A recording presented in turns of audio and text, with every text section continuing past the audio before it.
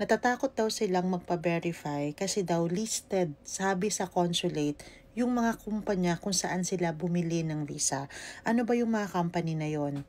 Event management, IT management, facility management, lahat ng management. Isama na natin yung rental management.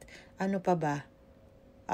Cleaning company na hindi makita sa Google, na hindi makita sa website, na hindi makita sa Facebook, sa TikTok, sa ano. Syempre, pag may company yan, dapat maingay yan.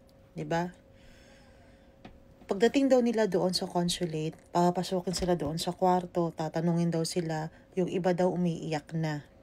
Syempre, aamin sila. Kasi alam nila na mali yung ginawa nila. Ngayon, sinabi nung iba, hindi daw kasi nila alam na ganon. Siguro hindi nyo ako finalo simula nung 2018, ano? Kasi kung pinalo nyo ako nung 2018, nalaman nyo na yung totoo. Or number 2, nung bumili kayo, hindi kayo nag-seminar. Kaya nga kami nagpapa-seminar ngayon eh. Kasi kailangan nyong maintindihan lahat ng pagbabago. Actually, they have been telling me on the group chats na yayan si Yes Pinoy Pro, masyadong maingay, hindi naman totoo yung sinasabi niyan. Then, it came na, hindi sila nag-WPS kasi nakinig sila dun sa grupo ng group chat nila. Hindi daw totoo yung sinasabi namin. Tapos, ngayon, nagsisisi siya na, ay, tama pala. Sinabi nila na, dapat pala may WPS ka. Kasi ako yung nagsasabi sa kanila dati. Eh, hindi pa rin sila nag-WPS. Matigas ang ulo nila. O, di, sino namang may kasalanan doon. Tapos, ito pa. Hindi sila na briefing kung ano yung dapat nilang gawin. Kaya daw hindi sila makauwi sa Pilipinas. Ang tigas ng ulo, umuwi pa rin sa Pilipinas.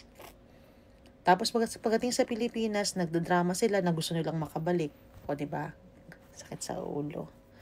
Ngayon, para wala tayong ganitong sisihan sa bandang huli, bumili tayo ng legal na freelance visa. Okay?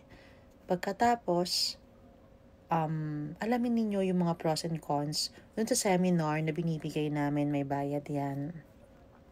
Walang libre sa panahon ngayon. May mga events kami, puntahan ninyo.